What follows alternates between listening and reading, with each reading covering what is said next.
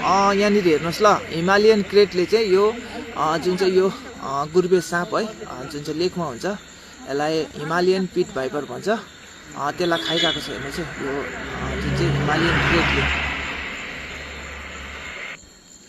यो चाहिँ कहाँ हो भने लोकेसन है, इस्ट सिक्किम हाम्रो जुन चाहिँ रुम्तेक गुम्पा निरी है, गुम्पाको छेउ जुन चाहिँ त्यहाँ गेट छ है, गेटको छेउमा हो यो। यहाँ हेर्नुहोस् है, दुईटा एकदमै विषालु साँप हो। गुर्बे पनि विषालु साँप हो, जुन चाहिँ यो हिमालयन क्रेट पनि एकदमै विषालु साँप हो।